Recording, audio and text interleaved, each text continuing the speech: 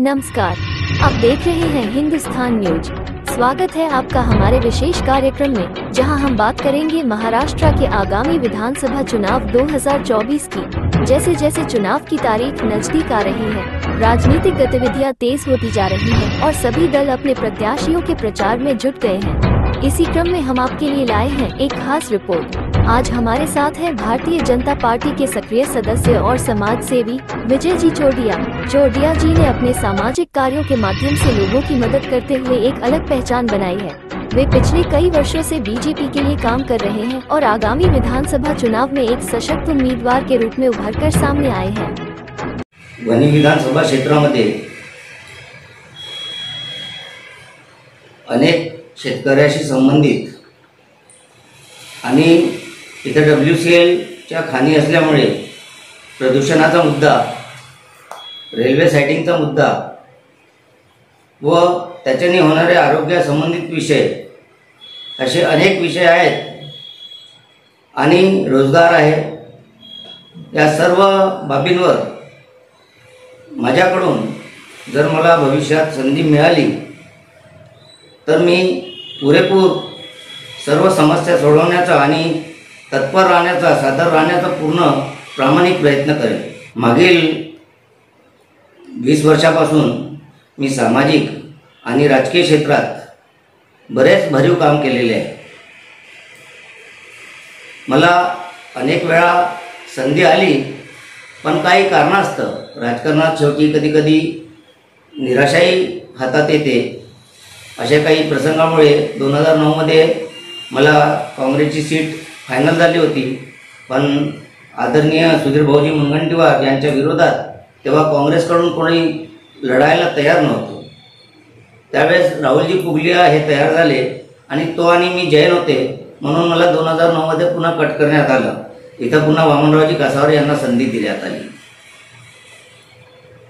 त्यानंतर जवळपास 2016 मध्ये मी भाजपमध्ये प्रवेश केला।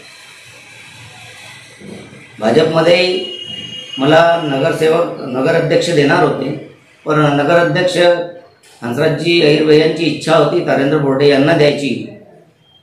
त्यावेळेस 18 नगरसेवक मी दिले होते पार्टीला आणि आम्ही 26 मधून 23 सीटा निवडून पण आल्या।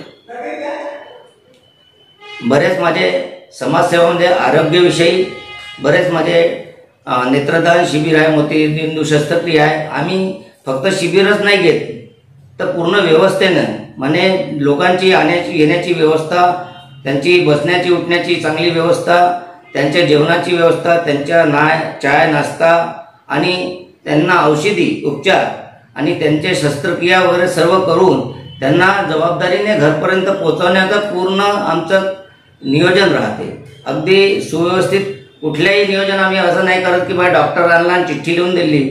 सर्वसामान्य माणसाकडे जर 500 रुपये औषधीचे असते तर तो कदाचित आपल्या शिबिरामध्ये नसता आला। आणि ग्रामीणमध्ये कसं असते, जनजीवन जे आहे ग्रामीण लोकांचं ते सर्व निसर्गावर अवलंबून असते। त्यांना अनेक असे विषय असतात, त्यांना पूरपीडित असते, पावसामुळे होणारे नुकसान, प्रदूषणामुळे होणारे नुकसान, त्यांच्या घरी आरोग्याचा एखादा कुठलाही काही विषय मोठा झाला तर त्यांची आर्थिक स्थिती पूर्ण डावलून जाते।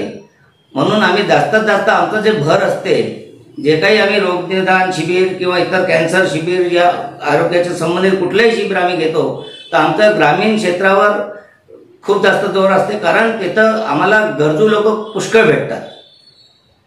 आणि इतर जे आरोग्य संबंधित जे आहे त्याच्यामध्ये मी बरेच शिबिर, आता सध्याच माझा शिबिर माडीला झालं, तिथं 800 रुग्णांचा उपचार झालं। जवळपास आपण 465 लोकांना चष्मे आणि तिथून 44 लोकांना ऑपरेशन करून बोलवलेलं आहे। त्याच्यानंतर शिंदोला आहे, शिंदोलामधूनही जवळपास 700 पेशंट झाले आपले। तिथेही आपल्याला कमीत कमी 414 लोकांचे चष्मे आणि 54 लोकांचं आपण ऑपरेशन करून मोतीबिंदू शस्त्रक्रियेचा आहे। या पूर्ण या महिन्यात जवळपास आमचे 8 आरोग्य संबंधित मोतीबिंदू शस्त्रक्रियेचे शिबिर होत आहे। त्याच्यामध्ये आता पुढचा शिबिर वणीला आहे 27 तारखेला, येत्या 27 तारखेला।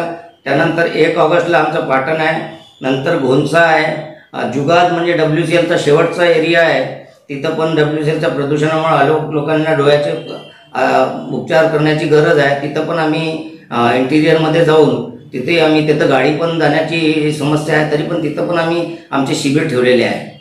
भारतीय जनता पार्टीचे जे विद्यमान आमदार आहे यांनी बरेचसे विकास कार्य केलेले आहे. काही विकास कार्य रखडलेले आहे. शेतकरी वर्गामध्ये काही असंतुष्टी आहे, काही संतप्त आहे शेतकरी बंधू. म्हणजे जे अवकाळी पावसाचे काही पंचनामे होत नाही, मुआवजा मिळत नाही, त्याबद्दल आपण काय पुढाकार घेत आणि पार्टीकडे आपण कशा प्रकारचे याला हे समन्वय करता त्याबद्दल सांगा. लोकसभेचे जे आपल्याला निर्णय पाहायला मिळाले त्यामध्ये पक्षाला अनेक बाबी की आपण कुठे चुकलो आहे, काय दुरुस्ती करण्याची आवश्यकता आहे, कुठले निर्णय घेण्याची आवश्यकता आहे, शेतकऱ्यासंबंधित काय आवश्यक आहे, अशा अनेक उपाययोजना त्यांच्यासाठी शेतकऱ्यांसाठी ते सर्व पक्षाच्या ज्या मीटिंग झालेल्या आहे त्याच्यामध्ये सर्व मुद्दे ज्यामुळे आपल्याला पराभव स्वीकारावा लागला इथल्या एरियामध्ये, त्याच्यावर येत्या काळात नवीन नवीन निर्णय आता आपण पाहत आहोत. लाडका भाऊ, लाडकी बहीण आणि इतर शेतकऱ्याशी संबंधित बरेच निर्णय पक्ष घेईल आणि ज्या काही आमच्या त्रुट्या काही चुका झाल्या असेल ते दुरुस्त करून आता आम्ही पुन्हा जनतेसमोर विधानसभेमध्ये जाणार. या वनी विधानसभा क्षेत्रात आपल्याला एक दमदार उमेदवार म्हणून इथले लोकांची एक मागणी आहे. मला सांगा कशा प्रकारची एक संकल्पना राहणार, काय तुमच्या रोडमॅप राहणार पुढे विकासाचे, त्याबद्दल सांगा. या वनी क्षेत्रात अनेक प्रश्न आहे. शेतकऱ्याचे प्रश्न आहे. सहसा इथं आपण पाहतोय की इथं शेतकरी बंधू कॉटन आणि सोयाबीनचंच उत्पादन घेतात.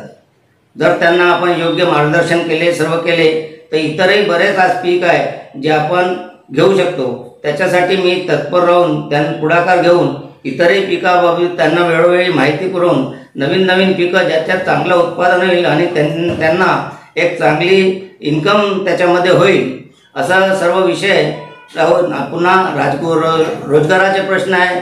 इथं नवीन नवीन एवढ्या कंपन्या येतात कारण हा WCLचे एरिया आहे. इथे सिमेंट स्टोन, लाईम स्टोन बरेच काही इथं उत्पादन होतात. त्याच्यामध्ये अनेक फॅक्टरी इथे तर रोजगार पण इथं जास्त आम्ही आणू. आरोग्याशी संबंधित जे काही प्रश्न आहे त्यावरही आम्ही सतत नेहमीच आम्ही वैयक्तिकरित्या स्वाभिमानाने आजपर्यंत पूर्ण काम केलेलंच आहे. तरी पण पक्षाचा मोठा प्लॅटफॉर्म भेटल तर आम्ही खूप मोठ्या ताकदीने इथे काम करू आणि इथचे सर्व प्रश्न जे आहे जनसामान्याचे, ग्रासरूटच्या लोकांचे ते सोडवण्याचा पूर्ण प्रयत्न करू. माझं वणीकर जनतेला एवढंच, वणी विधानसभा क्षेत्रातील जनतेला एवढंच निवेदन आहे की जर आपण एक चांगलं व्यक्तिमत्व या विधानसभेत पण दिलं तर आणि एक चांगल्या व्यक्तीला जर ही अपॉर्च्युनिटी